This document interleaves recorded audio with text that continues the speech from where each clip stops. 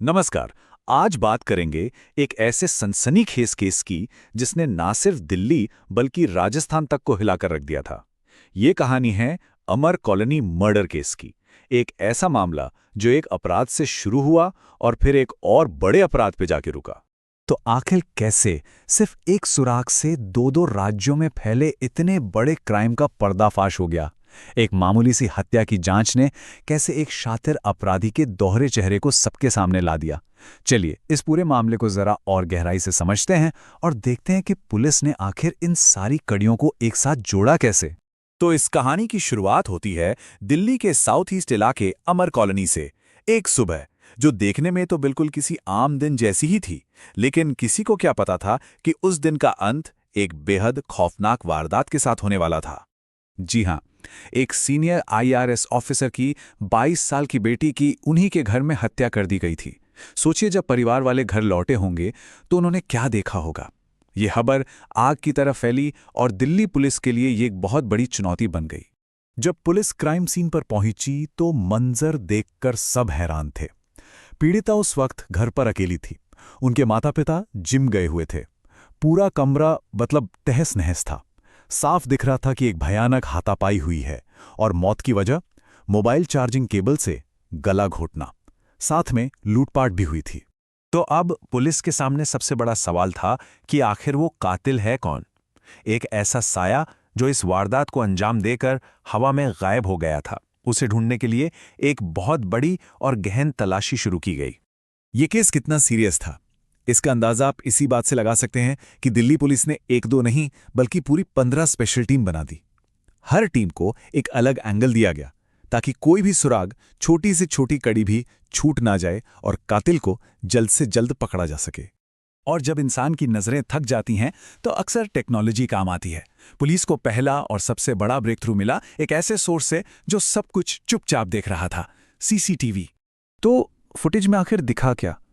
सुबह के करीब 6 बजे बिल्डिंग के पास एक लड़का दिखाई दिया। उसने एक पीले रंग की टी-शर्ट पहनी हुई थी और कंधे पर एक बैग था। फुटेज से यह भी साफ हो गया कि वो वहां इंतजार कर रहा था। इंतजार इस बात का कि लड़की के माता पिता घर से निकलें। मतलब ये कोई अचानक हुआ क्राइम नहीं था, ये पूरी प्लानिंग के साथ किया गया था। तो अब पुलिस के हाथ में एक चेहरा था, एक अनजान साया जो अब कैद हो चुका था। अब बस इस चेहरे को एक नाम देना था और पुलिस का शक सीधा उस इंसान पर गया जो उस घर की और उस परिवार की हर बात जानता था। और ये संदिग्ध था राहुल मीणा, 23 साल का एक लड़का जो राजस्थान के अलवर का रहने वाला था। और सबसे चौंकाने वाली बात, वो उसी परिवार में पहले डोमेस्टिक हेल्पर का काम कर चुका था। उसे करीब 1 साल पहले ही काम पर रखा गया था। 7-8 महीने काम करने के दौरान उसने परिवार का पूरा रूटीन, कौन कब आता है कब जाता है, सब कुछ जान लिया था। लेकिन करीब 1.5 महीने पहले ही उसे नौकरी से निकाल दिया गया। वजह, वो अपने जुए की लत के लिए पैसों की हेराफेरी करते हुए पकड़ा गया था। अच्छा, अब कहानी में एक बहुत बड़ा ट्विस्ट आता है। जैसे ही दिल्ली पुलिस ने राहुल मीणा की तलाश शुरू की, एक ऐसी बात सामने आई जिसकी किसी ने उम्मीद भी नहीं की थी। ये मामला अब सिर्फ दिल्ली का नहीं रह गया था। हुआ ये कि राजस्थान पुलिस ने राहुल मीणा का नाम एक और भयानक क्राइम से जोड़ दिया।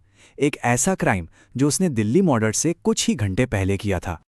आप बस सोचकर देखिए, एक तरफ राजस्थान के अलवर में रात करीब 10:30 बजे उसने अपनी ही पड़ोसी के साथ बलात्कार किया और वहां से भागकर वो सीधा दिल्ली आया और अगले ही दिन यहां उसने अपनी पूर्व मालिक की बेटी की हत्या कर दी। एक के बाद एक 2 राज्यों में 2 खौफनाक वारदातें। तो अब पुलिस को पता था कि वो किसका पीछा कर रही है। उसे पकड़ने के लिए पूरे शहर में जाल बिछा दिया गया। राहुल बहुत शातिर था।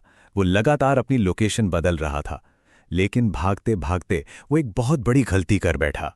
देखिए पुलिस ने उसे कैसे पकड़ा। सबसे पहले सीसीटीवी फुटेज से उसके भागने का पूरा रूट ट्रैक किया गया। फिर उस ऑटो रिक्शा वाले को ढूंढा गया जिसमें वो बैठकर भागा था। उस ड्राइवर ने ही पुलिस को द्वारका के एक होटल का पता बताया और बस वहीं होटल के कमरे से उसे गिरफ्तार कर लिया गया। और वो गलती क्या थी? भागने की जल्दी में उसने अपनी पैंट और जूते वहीं क्राइम सीन पर ही छोड़ दिए, क्योंकि उन पर खून लगा हुआ था। वो सबूतों को वहीं छोड़ आया। ये चीज पुलिस के लिए बहुत बड़ा फोरेंसिक एविडेंस बन गई। तो ये मामला ये तो दिखाता है कि कैसे टेक्नोलॉजी न्याय दिलाने में मदद कर सकती है, लेकिन ये एक बहुत मुश्किल सवाल भी खड़ा करता है कि जिन लोगों को हम अपने घरों में आने देते हैं उन्हें कोई सच में कितना जान सकता है। भरोसा और सुरक्षा के बीच की वो लकीर आखिर कितनी बारीक होती है।